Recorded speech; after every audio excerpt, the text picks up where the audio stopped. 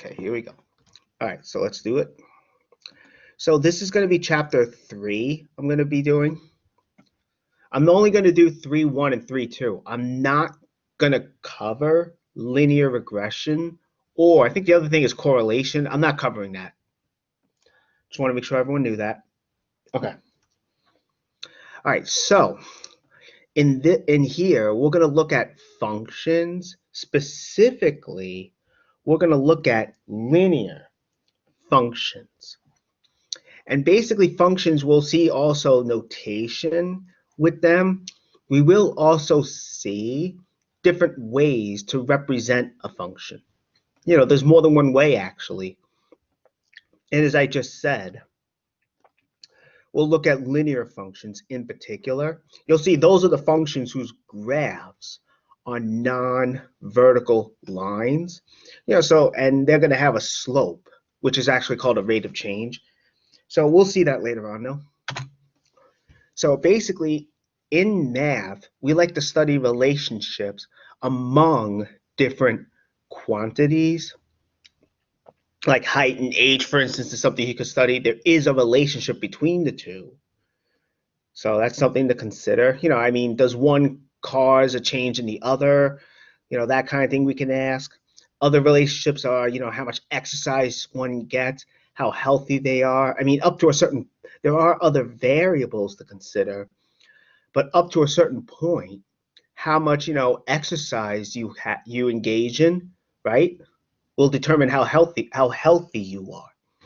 And of course, grades and study habits, sleep and energy level. There's lots of relationships between different quantities out there. And in mathematics, what we like to do is look at special kinds of relationships, which are actually called functions. Now, with these quantities, you know, they can change value. They can change value. So that means they're called variables. You know, variables, their values can change. And as you probably have seen already in algebra, with variables, we like to use letters to represent them, like X and Y. I've seen T as in Tom, you know, the letter T that is. That's another one people use. You know, there's lots of different variables people like to use. Generally, it's X and Y. But from the context of a problem, you'll be able to tell, at least you should be able to tell what the variables are. And again, we like to look at relationships between these quantities, these different quantities. Now, one of them is going to depend on the other when we look at these relationships. Like for instance, if you go back to that exercise and health and how healthy you are, you know, your health depends on how much exercise you have. So generally, and also again, you know, your grades will depend on your study habits. Generally in these relationships, one quantity will depend on another one. The one that depends on another one is the dependent variable. And then the other variable is the independent one. So there's a dependent variable and there's an independent one. And generally with these functions, what's going to happen is one of them is going to be our input. You know, it's going to go into the function, some kind of machine, so to say. And the function does some crazy stuff, either through a formula or whatever. And it's going to give you back a value for the dependent variable. So you can imagine with that exercise and healthy, you know, if you exercise this amount, the function would tell you how healthy you are. So if you exercise for 1 hour, you're this healthy. If you exercise for 3 hours, you're that healthy, that kind of thing. You'll see that it's kind of a tricky concept, I know, but functions you could think of as like machines. Input, those are the independent variables. For each one, you get a dependent one. For each one, you get an output, which is a value of the dependent variable. And this is the actual definition, for what a function is. You know, it's a rule for a relationship, and what it does is for each value of our independent variable or quantity, we get one, the function gives us one unique value for a dependent quantity, for the output variable. The idea here is for each input that goes into the function, you get one unique output. That's very important for functions. For each input, you get a unique output. That's very important. Okay. So I just reproduced the definition up there to make it a little bit easier.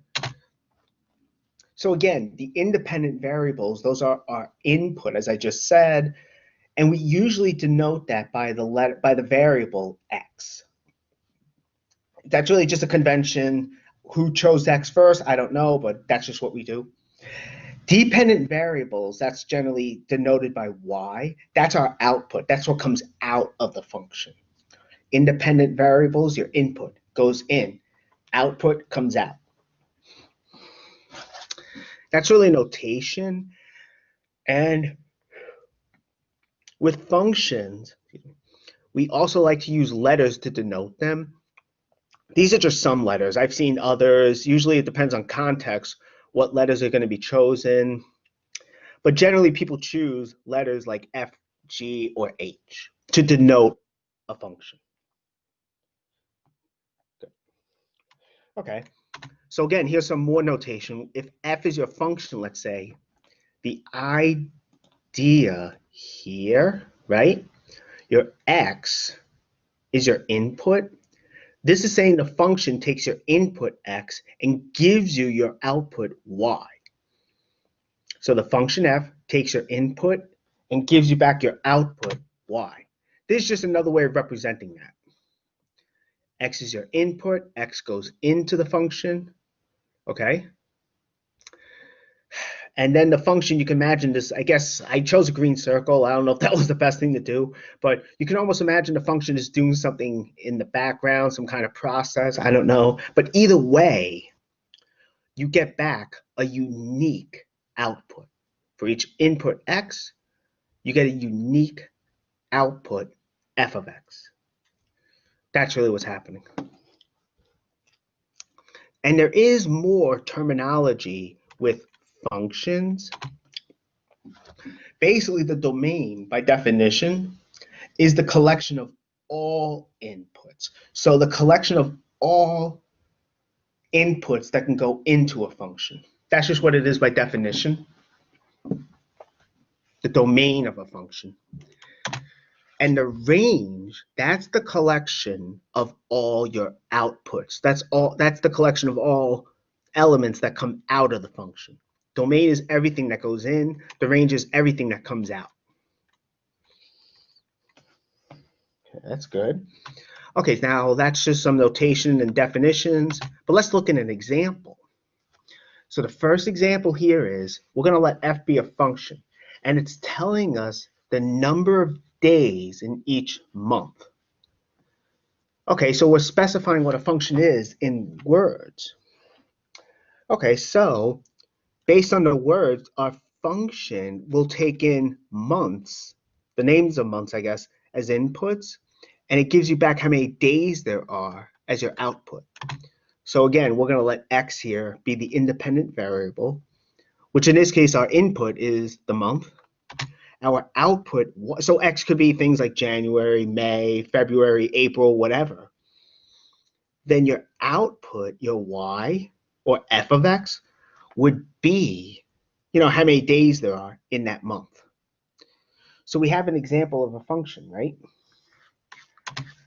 So as before, we can write this. And just to specify some input and output values, I made a table like this, as you can see.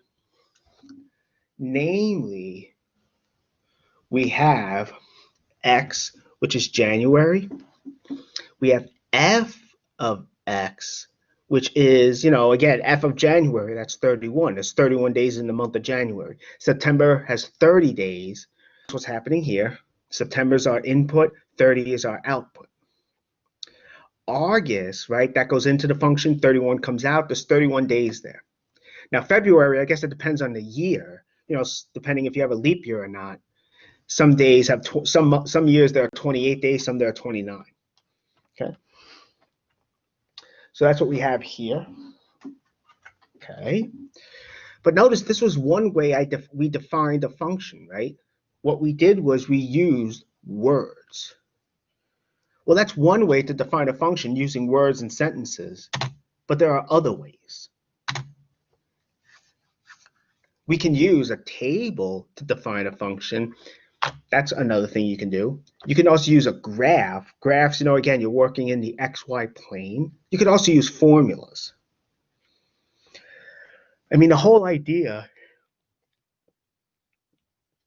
is you want to somehow specify how to get each output, what the function does to each input.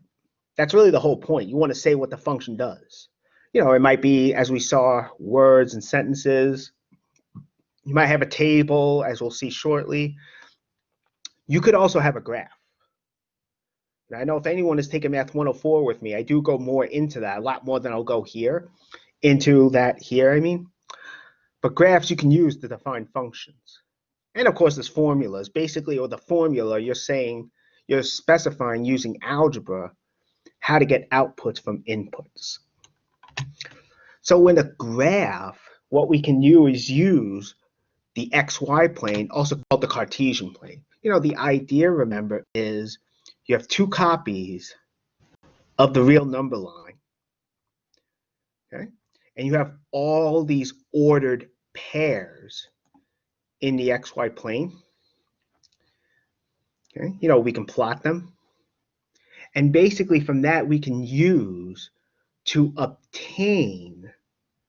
learn about our function from a graph. I mean, I'll go a little bit into that, but I'm only going to really go by what the book does, so I'm not going to get too crazy. That is, I'm not going to go too much into it. Okay, let me just pause the recording.